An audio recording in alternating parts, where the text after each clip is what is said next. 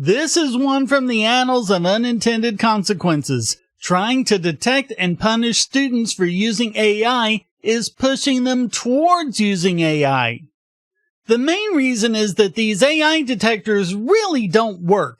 As we covered in the past, despite claims of being over 95% accurate, independent analyses have shown they're little better than flipping a coin. As someone who has a daughter who was falsely accused of this in school, I can tell you the grief, distress, and anxiety it can cause a young person who's put a ton of work into her creative writing.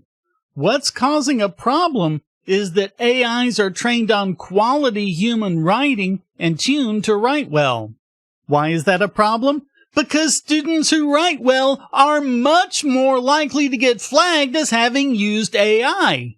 False positives can happen when using higher-end phrases such as devoid of or lacking instead of just without.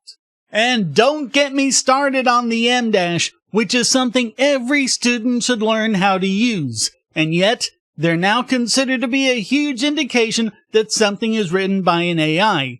Why? Because the best writers and editors use the M-dash, so the AIs do too. You can have my M-dashes when you pry them from my cold dead fingers. And if you're using space-space instead, you're a bad person and you should feel bad. Alright, typographic punctiliousness aside, it's bad that students are now being encouraged to dumb down their writing lest they face a false accusation of using AI. Dadlin May wrote about just this in an excellent piece in the Chronicle of Higher Education, and it's even worse than what I've said. Because this anti-AI backlash is actually encouraging students who have never used AI before to start using it. Quote, "This fall, a student told me she began using generative AI only after learning that stylistic features such as M-dashes were rumored to trigger AI detectors. To protect herself from being flagged, she started running her writing through AI tools to see how it would register. Yes, she was using it defensively to try and avoid a false accusation of cheating." Quote, "In 2023, researchers at Stanford University warned that detection tools were biased against non-native English writers. Their study, published in Patterns, found that detectors misclassified more than half of essays written by non-native speakers as AI-generated, while nearly all essays by native speakers passed. The authors anticipated that such bias could encourage defensive or evasive behavior. 2 years later, that prediction is taking shape in my writing classrooms, extending even to native English speakers whose polished prose has begun to feel suspect. So foreigners are more likely to be flagged because their grammar and vocabulary is superior to native speakers. George Bernard Shaw would find that hilarious. The students who were actually accused, not so much. This actually represses their writing skills. Quote, "Students learn that style can count against them and that fluency invites suspicion. In that environment, AI becomes a way to smooth uncertainty. It offers reassurance that language will appear ordinary enough to pass. This is a subtle shift with real consequences. Writing begins to function as a source of risk rather than evidence of learning. Students adapt accordingly. They seek tools that reduce exposure and normalize tone. Over time, detection begins shaping student behavior in ways that resemble instruction even when no explicit guidance is given. And the ultimate result of all this is that everyone's writing will be just as dull and ordinary as the lowest common denominator. This is the big problem when you have teachers who want a shiny thing to do their jobs for them instead of actually teaching students." May wrote about students who had been praised for years for their writing skills who are now made to feel like cheaters because the AI detection tools think that quality writing means AI. And the result is that many students end up subscribing to multiple AI services to learn how the detection systems work. Not because they want to cheat, but because they need to defend themselves from fraudulent tools by unscrupulous companies implemented by lazy teachers.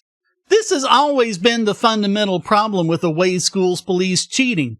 To try and stop the cheaters, they look for shortcuts. Personal story. I was taking an exam and just looked around the lecture hall as I thought about what to write. That's just how I've always needed to do it. When I look at the page the whole time, I get tunnel vision and everything goes purple. But I absolutely was not looking at any of the other students' papers, not even looking in a direction that I could be mistaken for doing so, on purpose to avoid a false accusation of cheating. And then the professor came up to me and angrily told me to keep my eyes on my own paper or I'd fail the course. I promptly dropped the course and issued a complaint against the professor. Nothing happened, of course, because sadly, this sort of shortcutting has always been typical of how professors operate, which is ironic because if you think about it, that's exactly the kind of shortcut they call cheating when done by a student. And it wouldn't be so bad if there were any sort of consistency or predictability.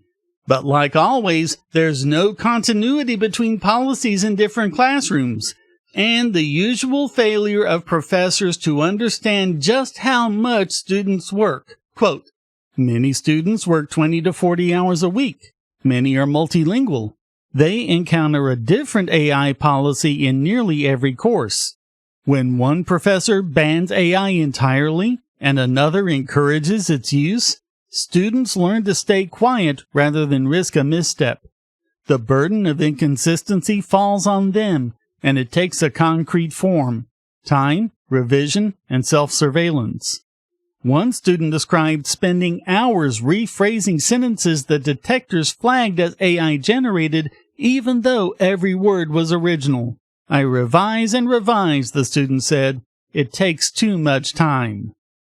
If you're a teacher or professor, consider doing what May did. Quote, I stopped requiring students to disclose their AI use. My syllabi had asked for transparency, yet the expectation had become incoherent. The boundary between using AI and navigating the internet had blurred beyond recognition. Asking students to document every encounter with the technology would have turned writing into an accounting exercise. I shifted my approach. I told students they could use AI for research and outlining, while drafting had to remain their own. I taught them how to prompt responsibly and how to recognize when a tool began replacing their thinking. In other words, what teachers should have been doing all along. And the results? Quote, the atmosphere in my classroom changed. Students approached me after class to ask how to use these tools well. One wanted to know how to prompt for research without copying output. Another asked how to tell when a summary drifted too far from its source. These conversations were pedagogical in nature. They became possible only after AI use stopped functioning as a disclosure problem and began functioning as a subject of instruction. Amazing how that happens when your attitude to cheating stops being guilty until proven innocent.